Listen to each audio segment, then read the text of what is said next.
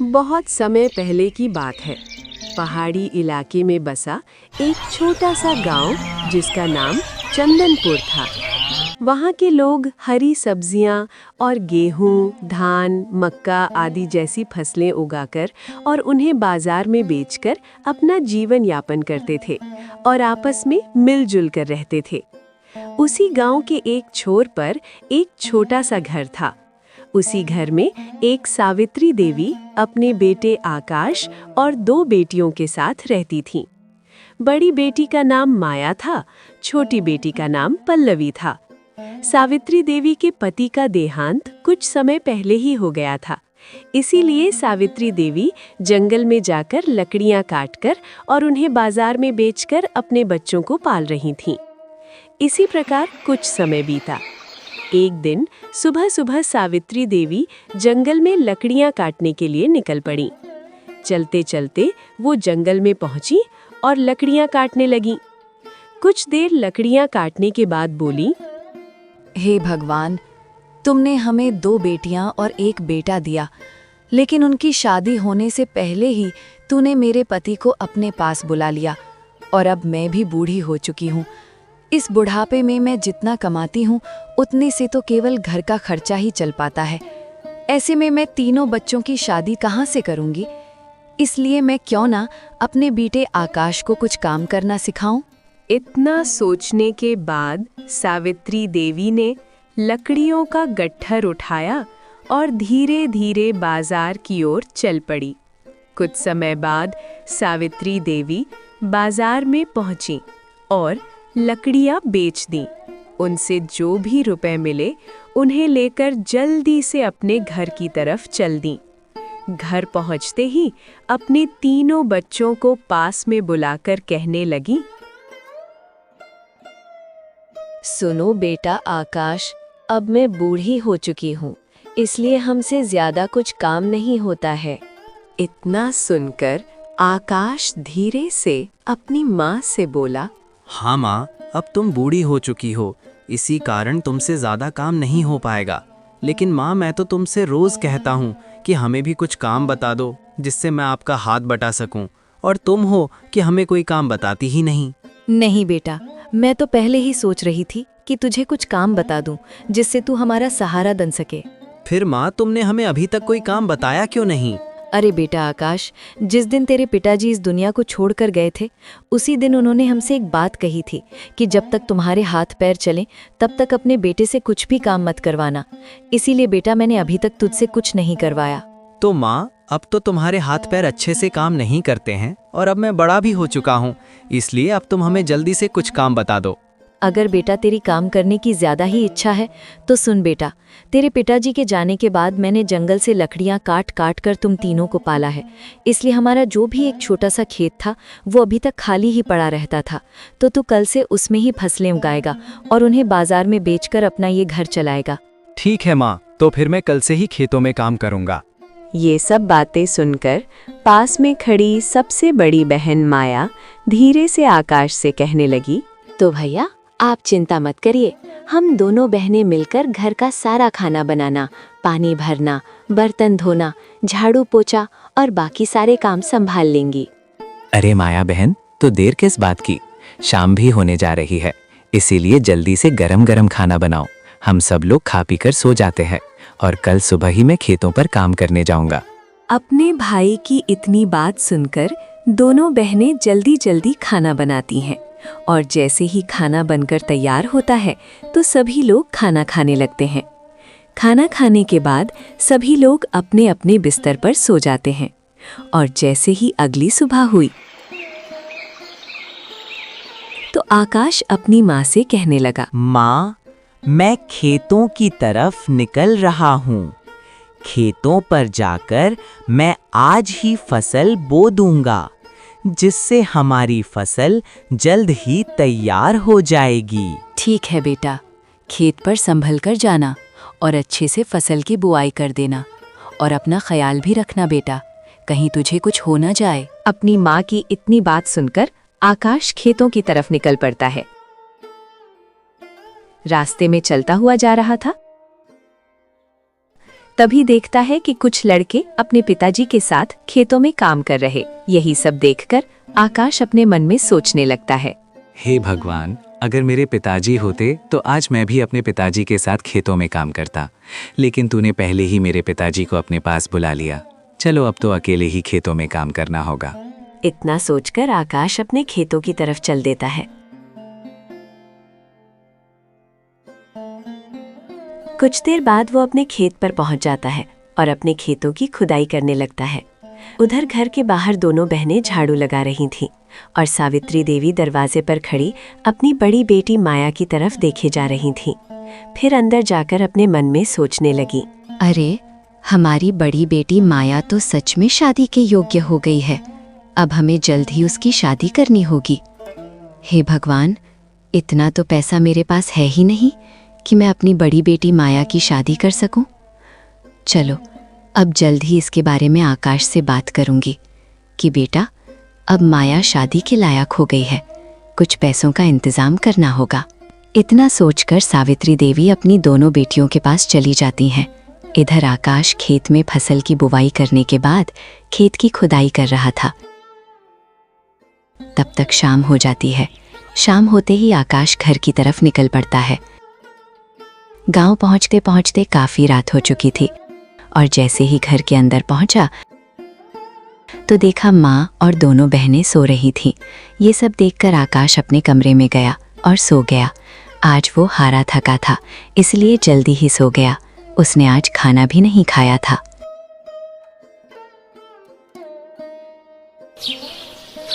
उधर जैसे ही सुबह हुई तभी आकाश अपनी माँ से कहने लगता है, माँ, कल मैंने सारी फसल की बुआई कर दी, इसलिए आज मैं आपके साथ जंगल में लकड़ियाँ काटने चलूंगा। अपनी बेटे की इतनी बात सुनकर सावित्री देवी अपने मन में सोचने लगती है, अरे अभी तो दोनों बेटियां अपने अपने काम में लगी होंगी। यही अच्छा मौका है आकाश से माया की शादी के बारे में बात करने का। इतना सोचकर सावित्री देवी अपने बेटे से बोली, बेटा, तुम्हारी बड़ी बहन शादी के योग्य हो गई है, इसीलिए अब तुम्हें उसकी शादी भी कर देनी चाहिए।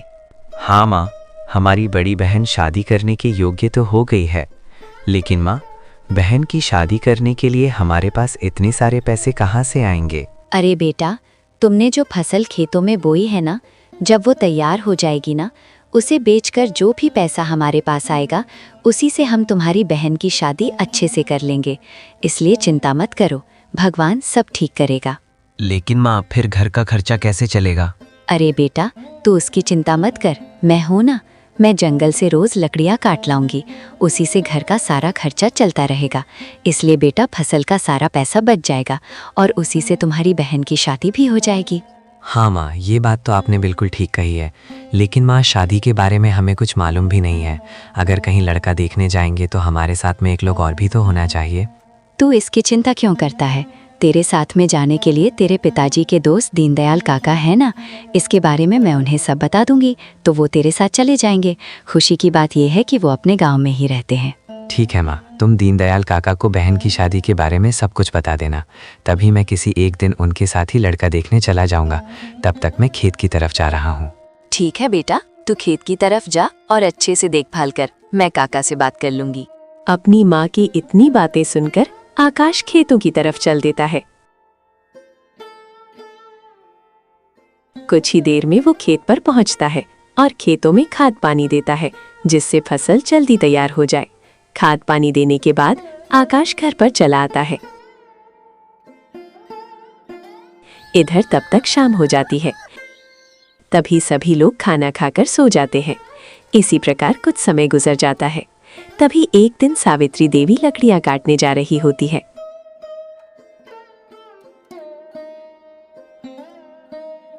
उसी समय रास्ते में उन्हें दीनदयाल काका मिलते हैं। तब सावित्री देवी दीनदयाल काका को अपनी बेटी की शादी के बारे में सब कुछ बता देती हैं।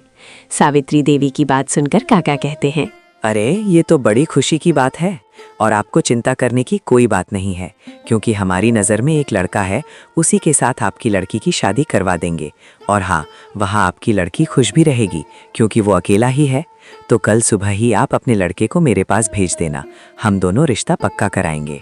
ठीक है, आपका बहुत बहुत धन्यवाद। मैं कल सुबह ही अपने लड़के को आपके साथ भेज दूंगी। दीनदयाल काका से इतनी बात कहकर सावित्री देवी जंगल की तरफ चली जाती है। जंगल में पहुंचते ही वो लकड़ियां काटने लगती है। लकड़ियों काटने के बाद उन्हें लेकर सीधा बाजार पहुंचती है और वहां पहुंचकर लकड़ियां बेच देती है और रुपए लेकर अपने घर आ जाती है। इसके बाद दीनदयाल काका से जो भी बात हुई होती है उसके बारे में आकाश को बता देती है। अपनी माँ की बात सुनकर आकाश कहता है, ठीक है माँ, मैं कल सुबह चला जाऊंगा, लेकिन इसके बारे में बड़ी बहन को भी बता देना। ठीक है बेटा, बता दूंगी, तू आराम से जाना। अपने बेटे से इतनी बात कहकर सावित्री देवी बड़ी बेटी के पास जाती है और उसे शादी के बारे में सब कुछ बता देती है। अपनी माँ की इतनी बात सुनकर माया कहती है, अरे माँ, इसमें कौन सी नई बात है, शादी तो करनी ही है, आज नहीं तो कल। इसीलिए आप और भैया जहाँ कहीं भी बताओगे मैं वहीं शादी कर लूंगी। बहुत अच्छा बेटी, अब जाओ जल्दी से खाना लगाओ। तभी माया जल्दी से सभी के लिए खाना लगाती है और सभी लोग खाना खाकर सो जाते हैं।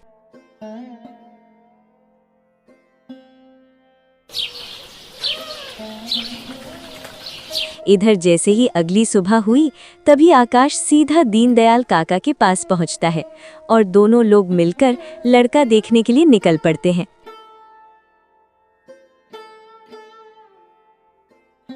चलते चलते वो लड़के के घर आ जाते हैं।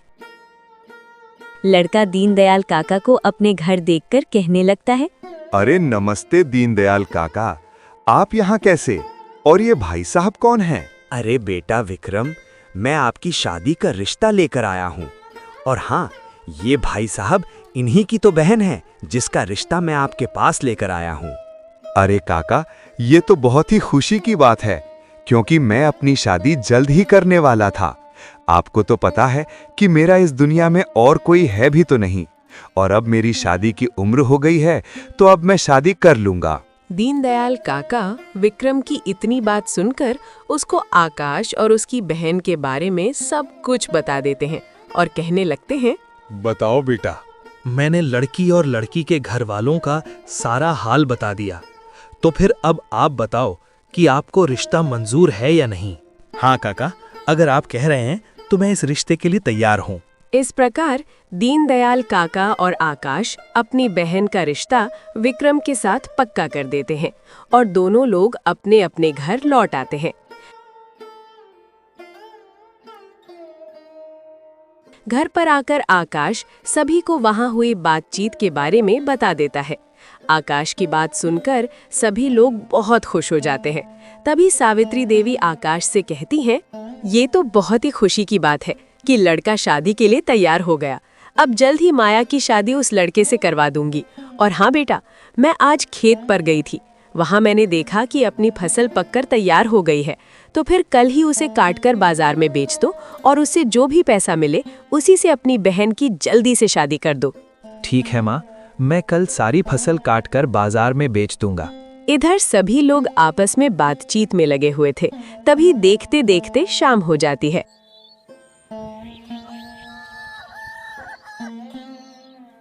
अगली सुबह आकाश खेतों की ओर जाता है, मेहनत से फसल काटता है और उसे बाजार में बेच देता है। उसी के अगले ही दिन वो अपनी बहन माया की शादी विक्रम के साथ कर देता है। शादी के बाद माया अपने ससुराल चली जाती है और विक्रम के साथ सुखी जीवन बिताने लगती है।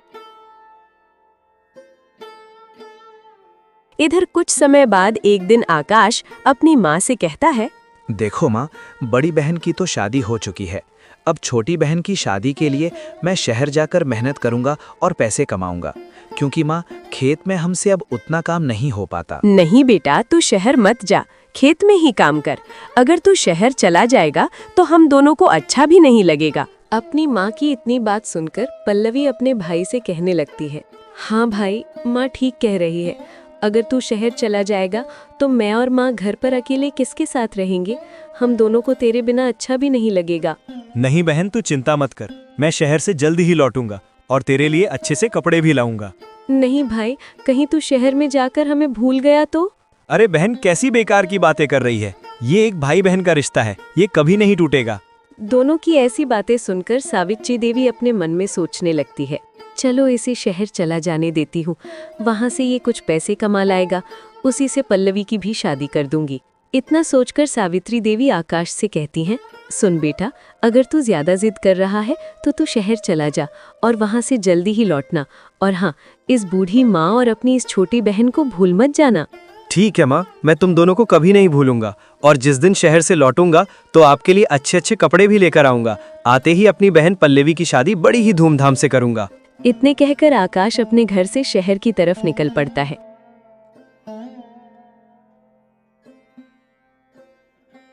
चलते चलते कब सुबह से शाम हो जाती है उसे पता ही नहीं चलता। लंबा सफर तय करने के बाद वो आखिरकार एक बड़े शहर में पहुंचता है। फिर हिम्मत जुटाकर एक दुकान पर जाता है और दुकानदार से नौकरी के बारे में बातचीत करता है। नमस्कार दुकानदार भाई, मैं पास के ही गांव से आया हूं। मेरा नाम आकाश है। कृपया करके अगर आपकी दुकान में कोई काम हो तो मुझे रख लीजिए। हाँ, रख तो लूंगा, मगर महीने के सिर्फ 20,000 रुपए ही दूंगा। और हाँ, सुबह 8 बजे से शाम 5 बजे तक काम करना होगा। मंजूर हो तो बताओ। दुकानदार की इतनी बात सुनकर आकाश अपने मन में सोचता है, 20,000? ये तो बहुत बड़ी रकम है। ऐसा करता हूँ, यही काम कर लेता हूँ। फिर और कुछ समय सोचने के बाद आकाश 20,000 रुपए में काम करने के लिए दुकानदार से हाँ कर देता है। ठीक है, तो फिर कल सुबह टाइम से दुकान पर आ जाना। ठीक है साहब, मैं बिल्कुल टाइम से आ जाऊंगा। इस प्रकार आकाश उसी दुकान पर काम करने लगता है। काम करते करते कुछ समय गुजरता है। फिर एक दिन इधर उसकी सावित्री देवी और छोटी बहन आपस में बातें करती हैं। माँ, आकाश भैया पता नहीं कब आएगा। अब उसके बिना हमें अच्छा नहीं लगता है। उसे शहर गए हुए बहुत समय हो गया है, पता नहीं घर कब आएगा। हाँ बेटी, पता नहीं आकाश किस हालत में होगा। कहीं वो हमें भूल तो नहीं गया? नहीं माँ, हमारा भाई ऐसा नहीं है, वो एक ना एक दिन जरूर आएगा। दोनों माँ बेटी इस तरह की बातें करती रहती हैं। इधर कुछ समय बीतने के बाद आकाश की बड़ी बहन माया ने एक बेटी को जन्म दिया था, जो अब 5 वर्ष की हो गई थी। तभी एक दिन विक्रम और माया अपनी बेटी पिंकी को देखकर आपस में बातें करते हैं। देखो जी, अपनी बेटी कितनी सुंदर लग रही है। हाँ माया, बेटी बहुत सुंदर लग रही है, लेकिन शाम होने जा रही है और हमें ड्यूटी पर भी जाना है, तो मैं चलता हूँ। ठीक है, अपना ख्याल रखना और सुबह जल्द ही वापस आ जाना। माया की इतनी बात सुनकर विक्रम ड्यूटी पर चला जाता है।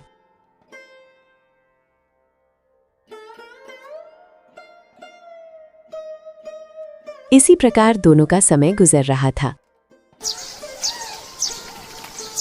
इधर काफी समय गुजरने के बाद एक दिन आकाश अपने मन में सोचता है, चलो आज दुकानदार साहब ने मेरा पूरा हिसाब भी कर दिया है। सारा खाना खर्चा निकालकर हमारे पास कुल 1 लाख रुपए बचे हैं। इससे छोटी बहन पल्लवी की शादी भी हो जाएगी और हमें यहाँ काम करते करते काफी समय भी हो गया है।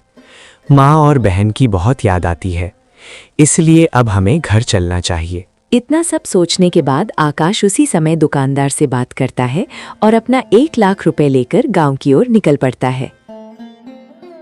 वो काफी समय तक लगातार चलता ही रहता है।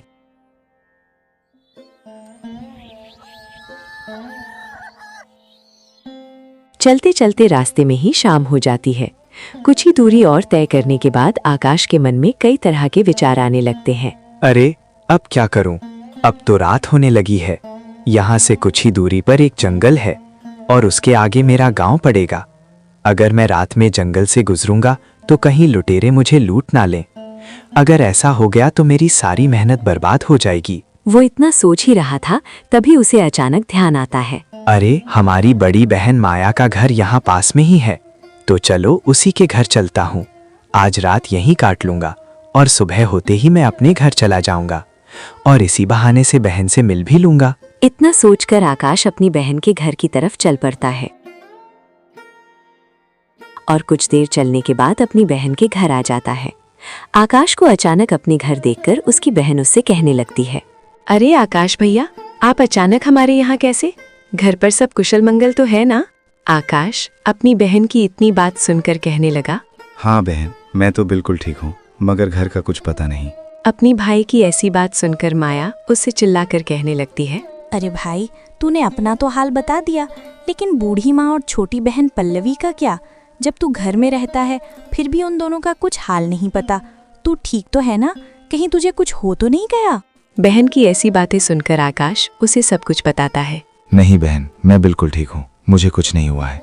और रही बात सावित्री देवी और पल्लवी बहन की, उनका हाल तो मैं घर जाकर ही बताऊंगा। लेकिन जब तुम्हारी शादी हुई थी उसके कुछ समय बाद मैंने और सावित्री देवी ने देखा कि कुछ महीनों बाद पल्लवी बहन की भी शादी करनी होगी।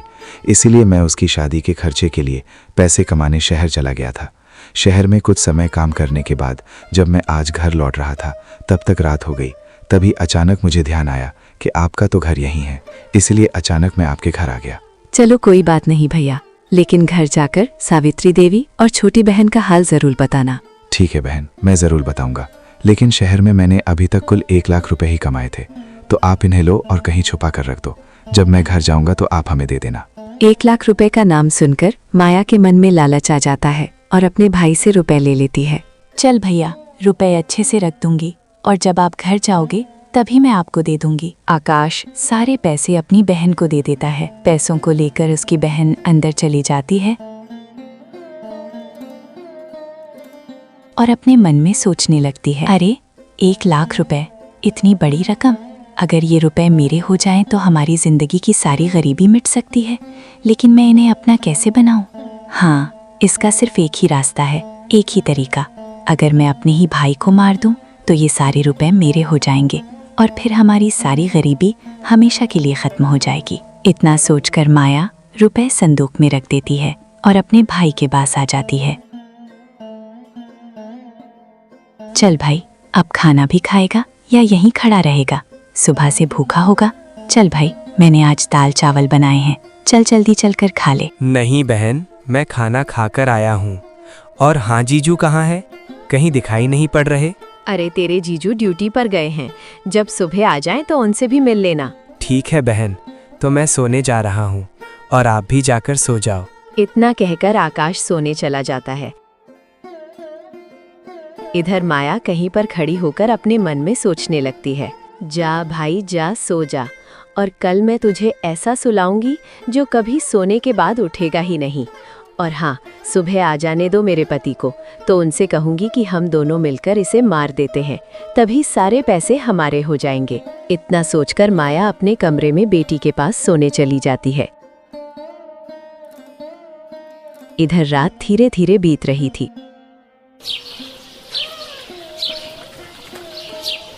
और जैसे ही अगली सुबह हुई तभी विक्रम अपनी ड्यूटी से घर पर आ गया और अपने साले को देखकर उससे कहने लगा, अरे आकाश, तूने तो बहुत दिनों के बाद अपने जीजू की खबर ली, और सब ठीक तो है ना? आकाश अपने जीजू की इतनी बात सुनकर उन्हें अपने बारे में सब कुछ बता देता है और तभी वहां पर उसकी बहन माया अपनी बेटी को लेकर आ जाती है। तभी आकाश अपनी बहन से कहता है, अरे बहन, ये बेटी किसकी है? ये तो बहुत प्यारी लग रही है। अरे भाई, ये तो हमारी ही बेटी है। तो बहन, आपने हमें शाम को क्यों नहीं बताया? अपने भाई की इतनी बात सुनकर माया अपने मन में सोचने लगी, अरे शाम क्या बताती, क्योंकि आज शाम को तो मैं तुझे मार दूंगी, तो इसका परिचय करने से क्या फायदा था, क्योंकि मरने के बाद तू जिन्हें जानता है उन्हें भी भूल जाएगा। अरे बहन, तू क्या सोच रही है? कुछ नहीं भाई, मैं सोच रही थी कि आज शाम को खाने में क्या बनाऊं जो तुझे अच्छे से खिला सकूं। और हाँ भाई, पिंकी बेटी शाम को सो गई थी, इसीलिए ध्यान नहीं रहा। चलो कोई बात नहीं, लेकिन अब मैं इसे गांव की दुकान पर ले जा रहा हूँ और कुछ खिला पिला लाता हूँ। पिंकी अपने मामा की इतनी बात सुनकर बहुत खुश होती है और आकाश के साथ दुकान पर चली जाती है। और इधर तभी माया अपने पति को सारा हाल बता देती है। तभी उसका पति उससे कहता है, अरे माया, ये तो क्या कह रही है? कुछ पैसों के लिए हम दोनों तेरे भाई को मार दें, लेकिन तूने ये सोचा कि पैसे तो कमाए जा सकते हैं, और अगर तू अपने भाई को मार देगी उसे कहाँ से लाएगी? नहीं पतिदेव, मैं तो देख रही थी कि तुम मेरे भाई को कितना चाहते हो। हाँ ठीक है, और अब ऐसा काम करने को कभी सोचना भी मत, क्योंकि तुम्हारी बूढ़ी माँ और छोटी बहन पल्लवी आकाश के बिना कैसे रहेगी? इधर दोनों बातचीत कर ही रहे थे, तब तक वहाँ पर आकाश और पिंकी आ जाते हैं। तभी उसके जीजू उससे कहते हैं, अरे आकाश, तुम दोनों आ गए। चलो अब हम दोनों गांव में घूम ले। तब तक तुम्हारी बहन खाना बना लेगी, तभी बाद में आकर हम सभी लोग मिलकर खाना खाएंगे। अपने जीजू की इतनी बात सुनकर आकाश उनके साथ गांव की तरफ निकल पड़ता है। दोनों रास्ते में जा ही रहे थे, तभी विक्रम का दोस्त राहुल उसे मिलता है और कहता है, अरे विक्रम भाई, ये आपके साथ कौन है?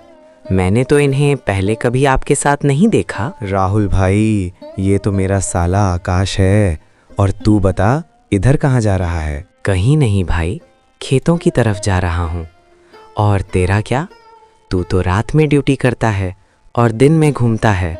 इतना कहकर राहुल अपने खेतों की तरफ चला जाता है और इधर वो दोनों लोग भी गांव की तरफ चले जाते हैं। गांव में पहुंचकर वो दोनों काफी देर घूमते हैं। तब तक इधर शाम हो जाती है।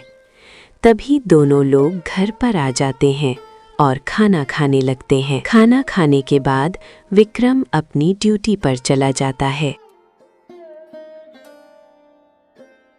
तभी इधर माया अपने मन में सोचती है, मैंने अपने पति से भाई को मारने के बारे में बातचीत की थी। उन्होंने तो हमारी सुनी नहीं, लेकिन मैं किसी की भी नहीं मानूंगी और आज ही अपने भाई को मार दूंगी, जिससे वो सारे रुपए हमारे हो जाएंगे और किसी को कुछ पता भी नहीं चलने दूंगी। क्योंकि पतिदेव तो ड्यूटी पर चले गए हैं, केवल घर में बेटी है, उसे तो अभी सुला दूंगी। सुलाने के बाद कर रहा है। देख विक्रम, मैं कुछ नहीं कर रहा हूँ। मैं तो सुबह सुबह अपने खेतों की तरफ जा रहा था। तभी अचानक हमें इधर इस गड्ढे में आकाश का शव दिखाई दिया। तभी मैं रुक गया और इसके बारे में मैं तुझे बताने ही आ रहा था। तब तक तू ही आ गया, तो देख इसे किसने मारा है। अचानक ये सब देखकर विक्रम के होश उड़ जाते हैं और अपने मन में सोचने लगता है, पैसों के लालच में आकर कहीं माया ने ही इसे न मार दिया हो, क्योंकि वो कल हमसे कह ही रही थी। चलो इसके बारे में घर पर ही पता चलेगा। पहले आकाश के मृत शरीर को लेकर घर चलता हूँ। इतना सोचकर विक्रम और राहुल आकाश के मृत शरीर को लेकर घर आ जाते हैं। तभी विक्रम जोर जोर से रोने लगता है। विक्रम को रोता हुआ देखकर माया घर से बाहर आती है और मुंह बनाकर जोर जोर से वो भी रोने लगती है और कहती है, हे भगवान, किसी ने मेरे भाई को मार दिया है। मेरा इस दुनिया में अकेला ही भाई था। अब मैं किससे भाई कहूंगी और रक्षाबंधन के त्योहार पर राखी किसके बांधूंगी? किसी अभागे ने मेरे भाई को मार दिया है। विक्रम अपनी पत्नी को इस प्रकार से रोता हुआ देखकर अपने मन में सोचता है, लगता है इसने अपने भाई को मारा नहीं है, तभी तो इतनी बुरी तरह रो रो कर रुदन कर रही है। इतना सोचकर विक्रम फिर से रोने लगता है। तब तक इधर आकाश की सावित्री देवी और छोटी बहन पल्लवी को पता चलता है।